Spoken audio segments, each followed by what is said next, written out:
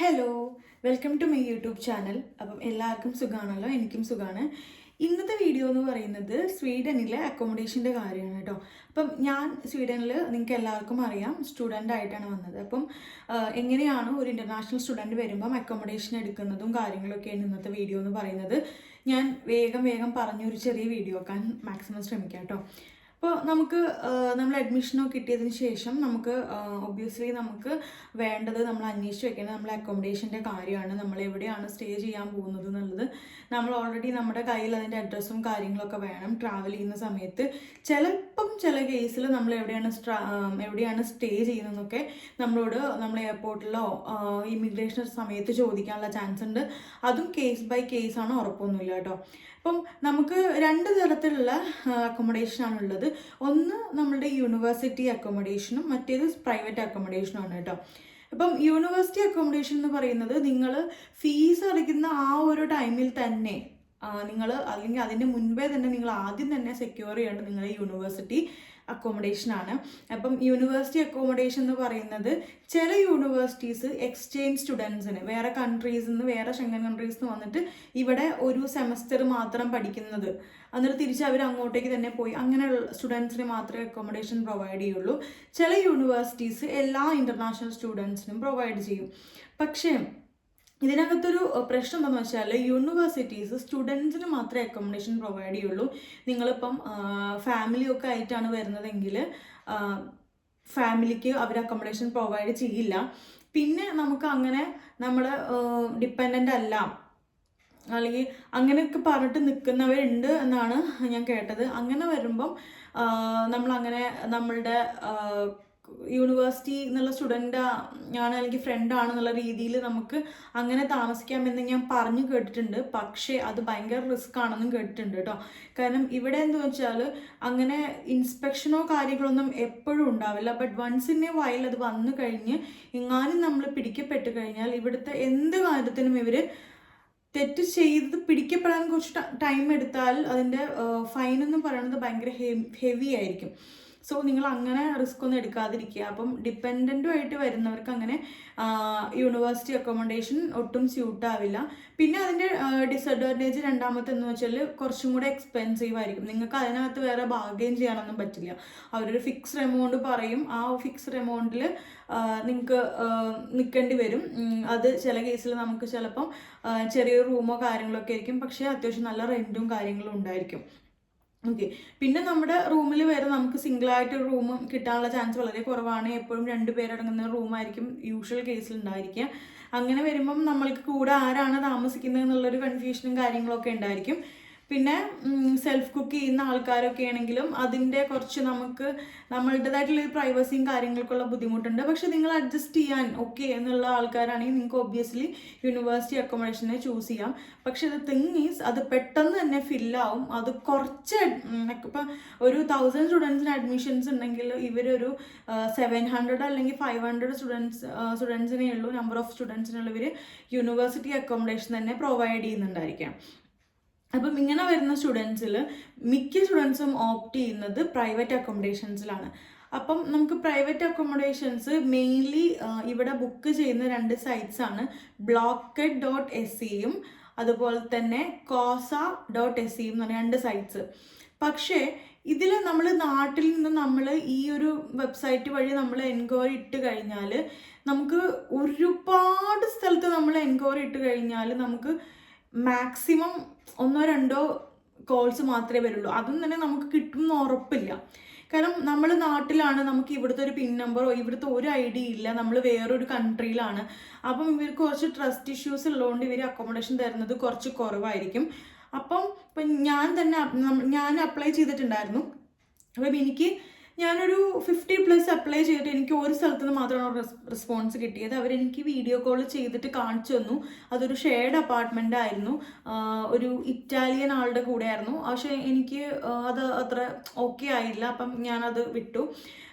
അപ്പം നമുക്കങ്ങനെ അങ്ങനെ നമുക്ക് ഷെയർഡ് അപ്പാർട്ട്മെൻറ്റ് കിട്ടും. അതും ലക്ലി ആണ് നമുക്ക് ഈ കോസയെന്നോ blocked.se നമുക്കൊരു റെസ്പോൺസ് കിട്ടുക എന്ന് പറയുന്നത് കേട്ടോ. അപ്പം ഈ പ്രൈവറ്റ് അക്കോമഡേഷൻസ് എടുക്കുകയാണെങ്കിലും നമുക്ക് ഫേർണിഷ്ഡ് കിട്ടും, സെമി ഫേർണിഷ്ഡ് കിട്ടും, അൺഫേർണിഷ്ഡ് കിട്ടും. ഓക്കെ. അപ്പം നമ്മളിവിടെ വന്നത് നമ്മൾ കുറച്ച് ഫ്രണ്ട്സും എല്ലാവരും ഉണ്ടായിരുന്നു. മല്ലു റൂട്ട്സ് ഞാൻ ഓൾറെഡി മെൻഷൻ ചെയ്തിട്ടുണ്ടായിരുന്നു ആ ചാനലിൽ.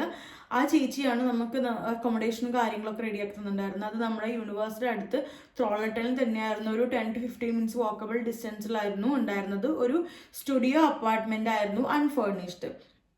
പക്ഷേ അൺഫേർണിഷ്ഡ് ആയിരുന്നു, നമുക്ക് റെന്റ് വളരെ കുറവായിരുന്നു.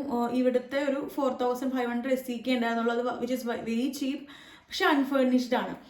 അപ്പോൾ ദ തിങ് ഈസ്, നമ്മൾ ഇപ്പോൾ അൺഫേർണിഷ്ഡ്, നിങ്ങൾ റെന്റ് കുറവാണല്ലോ, നമുക്ക് അൺഫേർണിഷ്ഡ് എടുക്കാം എന്ന് വിചാരിച്ച് നിങ്ങൾ നാട്ടിൽ നിന്ന് വരുമ്പോഴത്തെ ബുദ്ധിമുട്ട് ഞാൻ പറഞ്ഞുതരാം. നമ്മൾ ഈ വീട്ടിലോട്ടുള്ള എല്ലാ സാധനങ്ങളും നമ്മൾ പർച്ചേസ് ചെയ്യണം. ഓക്കെ. അപ്പം ഇവിടെ എന്ന് വെച്ചാൽ ആരും തന്നെ ഒരു ഫ്രഷ് സാധനം പോയിട്ട് പർച്ചേസ് ചെയ്യില്ല. ഇവിടെ ഭയങ്കര എക്സ്പെൻസീവ് ആയതുകൊണ്ട് ഇവിടുത്തെ ആൾക്കാർ മാത്രമേ അങ്ങനെ ചെയ്യുള്ളൂ. മോസ്റ്റ് സ്റ്റുഡൻസ് ഒക്കെ വന്ന് ചെയ്യുന്നത് ഇവിടെ ഒത്തിരി സെക്കൻഡ് ഹാൻഡ് ഷോപ്സ് ഉണ്ട്, യൂസ്ഡ് ആയിട്ടുള്ള സാധനങ്ങൾ. അപ്പം അതിനകത്ത് ക്ലോത്ത്സ്, അതുപോലെ തന്നെ വീട്ടിലേക്കുള്ള crockery items, furnitures, everything will be available there. അപ്പം ഇവിടെ കുറച്ച് ഷോപ്സ് ഉണ്ട്. അപ്പോൾ ഇപ്പം മെയിൻ ഷോപ്പ് PMU എന്ന് പറഞ്ഞ ഷോപ്പ് ഉണ്ടായിരുന്നു ത്രോളട്ടനിൽ. അത് ഇവിടെ ഗോതൻബർഗ് ഇപ്പം താമസിക്കുന്നുണ്ട്, കുറച്ച് വലിയ ഔട്ട്ലെറ്റ് ആണ്.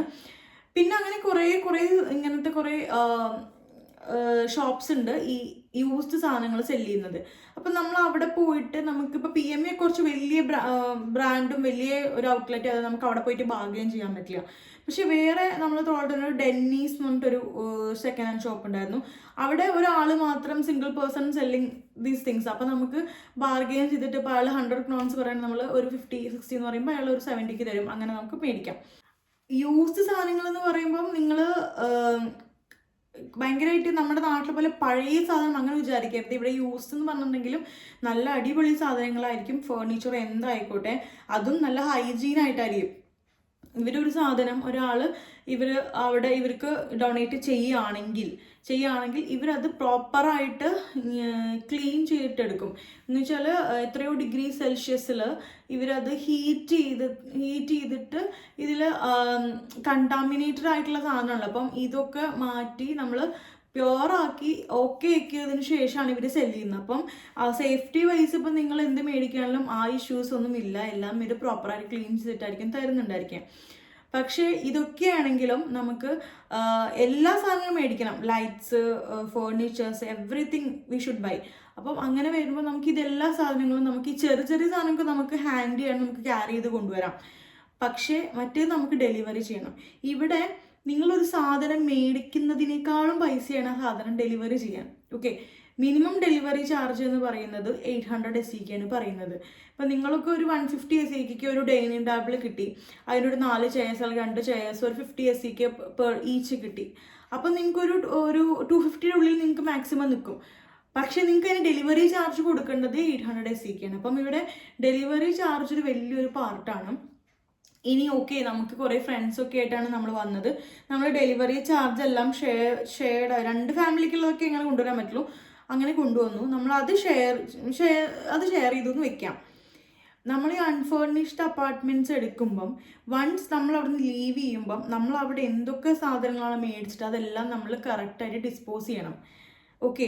ഒന്നെങ്കിൽ ഇത് നമുക്ക് ഫേസ്ബുക്ക് മാർക്കറ്റിലോ അല്ലെങ്കിൽ നമ്മൾക്ക് പരിചയമുള്ള ആൾക്കാർക്കോ നമ്മൾ ഇത് ഫ്രീ ആയിട്ട് കൊടുത്ത് ഇത് ഒഴിവാക്കണം. ഓക്കെ. അല്ലെങ്കിൽ നമുക്കിത് വിൽക്കാൻ കഴിയുമെങ്കിൽ നമുക്കിത് വിൽക്കാം. പക്ഷെ ഇവിടെ അങ്ങനെ ആരും വിൽക്കില്ല. കാരണം ഇവിടെ ഫ്രീ ആയിട്ട് ഇങ്ങനെ സാധനങ്ങൾ ഒത്തിരി പേര് ഈ ഫ്ലാറ്റ്സ് മാറി പോകുമ്പം, ഇത് നമ്മളെ നാട്ടിലിപ്പോൾ ഒരു സ്ഥലത്ത് നിന്ന് മറ്റു സ്ഥലത്തേക്ക് വീട് മാറുമ്പോൾ എല്ലാ സാധനങ്ങളും കൊണ്ടുപോകുന്ന പോലെയല്ല ഇവിടെ അത് കൊണ്ടുപോലും ഡെലിവറി ചാർജ് ഞാൻ പറഞ്ഞ പോലെ അത് അത്രയും ഷോർട്ട് ഡിസ്റ്റൻസ് ആയതുകൊണ്ടാണ് നമുക്കൊരു 800 ഡെലിവറി ചാർജ് തന്നത്. 2 kilometers ഉള്ളിലായതുകൊണ്ട്. അപ്പം നമ്മൾ കുറച്ച് ദൂരത്തേക്കൊക്കെ മാറുന്ന ആൾക്കാരാണെങ്കിൽ എന്തോരം ഡെലിവറി ചാർജ് വരും. അപ്പോൾ നമ്മളത് we are force to give to somebody. ഇത് സാധനങ്ങളൊക്കെ നമ്മൾ മറ്റുള്ളവർക്ക് കൊടുക്കാൻ നമ്മൾ ചെയ്തേ പറ്റുള്ളൂ. അപ്പം അങ്ങനെ വരുമ്പം ഇത് നമുക്ക് സെല്ല് ചെയ്യാനൊന്നും പറ്റില്ല. കാരണം എല്ലാവരും ഇങ്ങനെ റീലൊക്കേറ്റ് ചെയ്യുമ്പം ഒത്തിരി സാധനങ്ങൾ വരും. അങ്ങനെ വരുന്ന സമയത്ത് ആൾക്കാർക്ക് ഇതൊക്കെ ഫ്രീ ആയിട്ട് പലയിടത്തും കിട്ടുമ്പോൾ നമ്മളെടുത്ത് ആരും കാശ് കൊടുത്ത് മേടിക്കില്ല. അപ്പം നമ്മൾ എന്ത് ചെയ്യും, ഇത് ഒബ്വിയസ്ലി ഇത് നമ്മൾ ഫ്രീ ആയിട്ട് കൊടുക്കാൻ നമുക്കത് ഫ്രീ ആയിട്ട് കൊടുക്കേണ്ടി വരും. നമ്മൾ ഇത്രയും ഇപ്പോൾ ഞാൻ വന്ന സമയത്ത് നമ്മൾ 2000 to 3000 SEK ഉള്ളിൽ നമ്മൾ ഷോപ്പ് ചെയ്തിട്ടുണ്ടായിരുന്നു. പക്ഷെ നമ്മൾ 2 മാസം അവിടെ താമസിച്ച് മൂന്ന് മാസം ആയപ്പോഴേക്കും ഈ ടൗൺ ഏരിയയിലേക്ക് മാറി, ജോബുള്ള സ്ഥലം നോക്കി മാറിയപ്പോഴത്തേക്കും എന്തായി, നമുക്ക് ആ സാധനങ്ങൾ മുഴുവൻ അവിടെ. പക്ഷെ ഞാൻ ഇറങ്ങുന്ന സമയത്ത് അവിടെ എൻ്റെ ഫ്രണ്ട് താമസിക്കാറുണ്ട്, അവർക്ക് കുറച്ച് ഒരു 3 months അത് യൂസ് ചെയ്യാൻ പറ്റി. സ്റ്റിൽ അവരിറങ്ങുന്ന സമയത്തും നമുക്ക് എങ്ങനെയാണോ ഈ അപ്പാർട്ട്മെന്റ് ഇവർ തന്നത് അതുപോലെ വേണം നമ്മൾ ഇവർക്ക് കീ തിരിച്ച് ഹാൻഡ് ഓവർ ചെയ്യുമ്പോൾ. ഓക്കെ, ഇവർ നമ്മൾ വെക്കേറ്റ് ചെയ്യുന്നതിന് 2 days മുന്നേ ഒരു ഇൻസ്പെക്ഷൻ ഉണ്ടാവും. അപ്പോൾ നമ്മൾ ഈ സാധനങ്ങൾ കംപ്ലീറ്റ് ഒഴിവാക്കി ഇവർ നമുക്ക് എങ്ങനെയാണോ കാലിയാക്കി തന്നത് അതേപോലെ നമ്മൾ തിരിച്ചു കൊടുക്കണം. അപ്പം ഈ ഇത്രയും മേടിച്ച ഫേർണിച്ചേഴ്സൊക്കെ നമ്മൾ എന്ത് ചെയ്യും, നമുക്കിത് അവിടെ എവിടെ റോഡ് സൈഡിനോ അല്ലെങ്കിൽ അവിടെ എവിടെയും വെക്കാനൊന്നും പറ്റില്ല, അതൊക്കെ നമുക്ക് ഫൈനാവും. അപ്പം നമ്മൾ ഇതൊക്കെ ഈ റീസൈക്കിൾ ചെയ്യുന്നവരെ നമ്മൾ കോണ്ടാക്ട് ചെയ്യണം. അല്ലെങ്കിൽ ഇത് എടുത്തിട്ട് പിന്നെയും യൂസ്ഡ് ആയിട്ട് വിൽക്കുന്ന ആൾക്കാരെ നമ്മൾ കോണ്ടാക്ട് ചെയ്തിട്ട് നമ്മളിത് ഇവരെ കൊണ്ട് വന്നിട്ട് എടുപ്പിക്കണം. അപ്പം അങ്ങനെ വരുമ്പോൾ നമ്മൾ വിചാരിക്കും ഓക്കെ അങ്ങനെയാണെങ്കിൽ നമുക്ക് കാശ് കിട്ടുള്ളൂ. ഇല്ല, അങ്ങനെ എടുത്ത് കൊണ്ടുപോകണമെങ്കിൽ നമ്മൾ ഇവർക്ക് പൈസ കൊടുക്കണം. അപ്പം ഈ സാധനങ്ങൾ മേടിച്ച് അത്രയും തന്നെ പൈസ നമ്മൾ ഇവർക്ക് കൊടുത്താലേ ഉള്ളൂ ഈ സാധനങ്ങൾ ഫുള്ള് ഇവർ ക്ലിയർ ചെയ്ത് കൊണ്ടുപോകുള്ളൂ, വലിയൊരു വണ്ടി വന്നിട്ട്. അപ്പം അത് നിങ്ങൾ ആ സമയത്ത് അയ്യോ അൺഫേർണിഷ്ഡ് മേടിക്കാം, നമുക്ക് ഈ സാധനങ്ങളൊക്കെ യൂസ് ചെയ്യാലോ എന്ന് വിചാരിക്കരുത്. നിങ്ങൾ മാക്സിമം വരുമ്പോൾ തന്നെയും ഫേർണിഷ്ഡ് എടുക്കാനായിട്ട് നോക്കുക. ഒന്നാമത്തെ കാര്യം, ഇപ്പം ഈ ഒരു പറഞ്ഞ പോലെ സെക്കൻഡ് ഹാൻഡ് ഷോപ്പിൽ എല്ലാതും കിട്ടുമെങ്കിലും ഇതെല്ലാം നമുക്ക് ഒരേ ദിവസം ഒരേ സ്ഥലത്ത് നിന്ന് കിട്ടണം എന്നില്ല. ഇപ്പം ഞാൻ പറഞ്ഞ പോലെ നമ്മൾ PMU കുറേ സാധനം മേടിച്ച് 2-3 തവണ പോയിട്ടാണ്. ചിലപ്പം ഈ വീക്കിൽ ഉള്ള സാധനങ്ങൾ അടുത്ത വീക്കിൽ ഉണ്ടാവില്ല, അല്ലെങ്കിൽ കഴിഞ്ഞ വീക്കിൽ ഉണ്ടായിരുന്നത് ഒന്നും കൂടെ പോയി നോക്കാം നമുക്ക് വേറെ എന്തെങ്കിലും വേണമെങ്കിൽ. കാരണം ഇവർ യൂസ്ഡ് എവിടെന്നെങ്കിലും കിട്ടിയാലേ ഉള്ളൂ ഇവർക്ക് സെല് ചെയ്യാൻ പറ്റുള്ളൂ, ഷോപ്പല്ലല്ലോ സ്റ്റോക്ക് ഇറക്കാൻ വേണ്ടിയിട്ട്.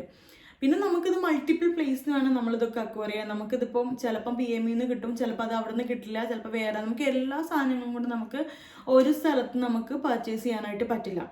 അപ്പോൾ നമ്മളിതിന് ഒരുപാട് നമ്മളുടെ ടൈമും എനർജിയും എഫേർട്ടും എല്ലാം എടുത്ത് മേടിക്കണം. അതൊക്കെ മേടിച്ച് നമ്മൾ കൊണ്ടുവന്നാൽ തന്നെ നമ്മൾ അവിടെ നിന്ന് മൂവ് ചെയ്യുന്ന സമയത്ത് നമുക്കിത് കൊണ്ടുപോകാൻ പറ്റില്ല. നമ്മളിത് വെറുതെ കൊടുക്കണം. ഇനി വെറുതെ കൊടുക്കാൻ നമ്മൾ വില്ലിങ് ആയാലും ഇത് എടുക്കാൻ ആൾക്കാർ വേണ്ടേ ആ ഒരു സമയത്ത്. അപ്പം നമ്മളിത് കറക്റ്റായി റീസൈക്കിൾ ചെയ്യുന്ന ആൾക്കാരെ കോണ്ടാക്ട് ചെയ്തിരുമ്പോൾ അത് പിന്നെയും എക്സ്പെൻസീവാണ്.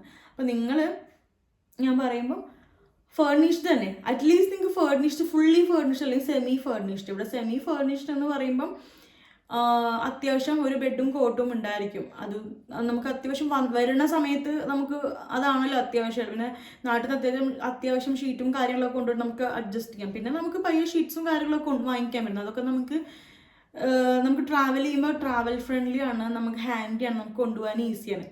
ഓക്കെ, അപ്പം മാക്സിമം നിങ്ങൾ അറ്റ്ലീസ്റ്റ് ഒരു സെമി ഫേർണിഷ്ഡ് എങ്കിലും അപ്പാർട്ട്മെൻറ്റ്സ് എടുക്കാനായിട്ട് നോക്കുക. ഇത്രയാണ് അപ്പോൾ അതിൻ്റെ ഫേർണിഷ്ഡ് അൺഫേർണിഷ്ഡിൻ്റെയും കാര്യങ്ങൾ. പിന്നെ വരുന്നത്, ഇവിടെ മിക്ക അപ്പാർട്ട്മെൻറ്റ്സിനും നമുക്ക് നോട്ടീസ് പീരീഡ് ഉണ്ടായിരിക്കും. ചില അപ്പാർട്ട്മെൻറ്റ്സിന് 1 month ആയിരിക്കും, ചിലതിന് 2 months ആയിരിക്കും, ചിലതിന് 3 months ആയിരിക്കും, ഡിപ്പെൻസ്. അപ്പം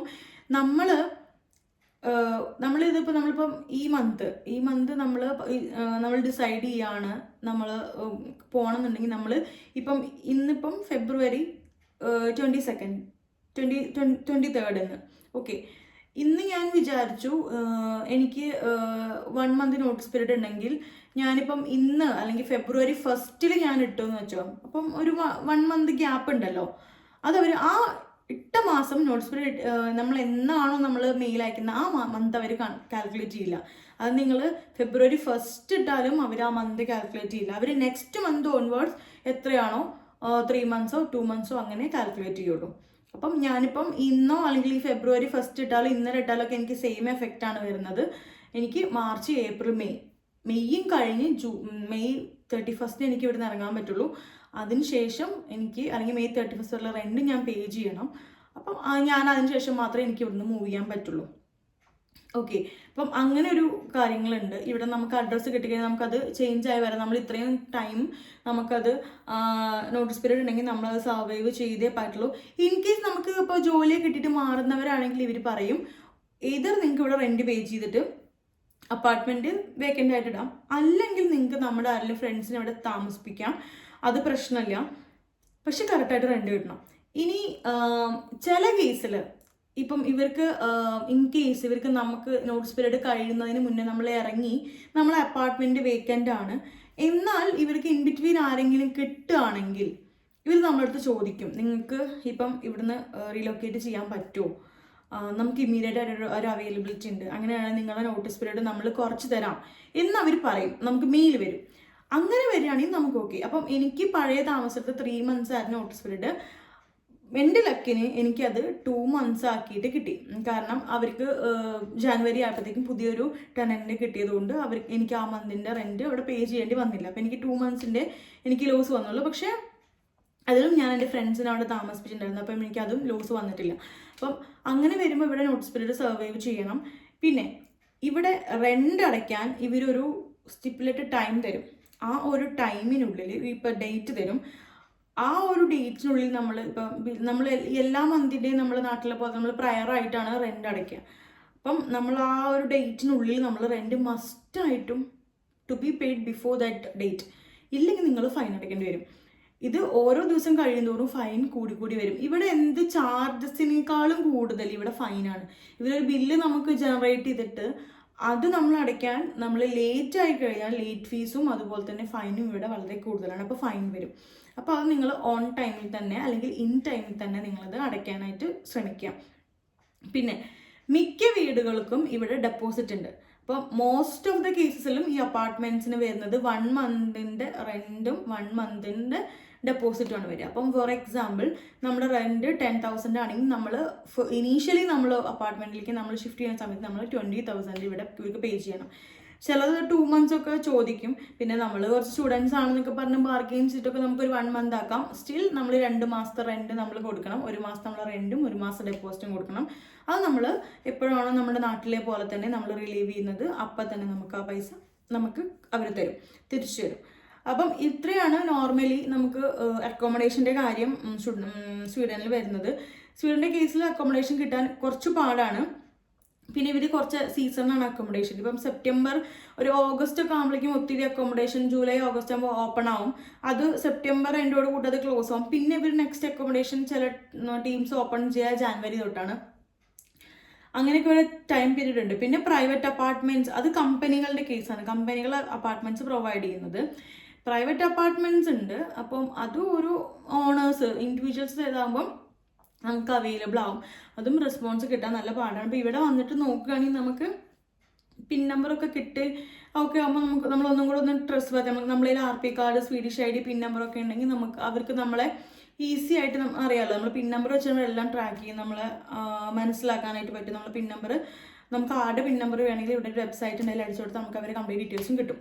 ഓക്കെ, അപ്പം അത് നമുക്ക് ഓക്കെയാണ്. അപ്പം ഇനീഷ്യലി നിങ്ങൾ വരുന്ന സമയത്ത് ഇതർ നിങ്ങൾക്ക് ട്രസ്റ്റ്ഫുൾ ആയിട്ട് ചെയ്യാൻ പറ്റുന്നത് ഒന്നാമത്തെ കാര്യം എന്ന് പറയുന്നത് നിങ്ങൾക്ക് യൂണിവേഴ്സിറ്റി അക്കോമഡേഷൻ ചൂസ് ചെയ്യാം. ഇനി അതല്ല ഫാമിലി ആയിട്ടാണ് വരുന്നത് അല്ലെങ്കിൽ നിങ്ങൾക്ക് പ്രൈവറ്റ് അക്കോമഡേഷൻ മതിയെങ്കിൽ നിങ്ങൾ ഇവിടെയുള്ള ആരെങ്കിലും കോൺടാക്ട് ചെയ്തിട്ട് അവരുടെ ഹെൽപ്പ് ചോദിച്ചിട്ട് അവർ ത്രൂ നിങ്ങൾക്ക് ട്രസ്റ്റ് വർത്തി ആയിട്ടുള്ള ആൾക്കാർ ത്രൂ നിങ്ങൾ അക്കോമഡേഷൻ എടുക്കാനായിട്ട് നോക്കാം. ഓക്കെ, അപ്പം ഇത്രയുള്ള ഇന്നത്തെ വീഡിയോ എല്ലാവർക്കും ഇഷ്ടപ്പെട്ടെന്ന് കരുതുന്നു. ഇഷ്ടപ്പെട്ടെങ്കിൽ എല്ലാവരും ലൈക്ക് ചെയ്യുക, ഷെയർ ചെയ്യുക, സബ്സ്ക്രൈബ് ചെയ്യുക, സപ്പോർട്ട് ചെയ്യുക. അപ്പോൾ മറ്റൊരു വീഡിയോയിൽ കാണാം. ബൈ.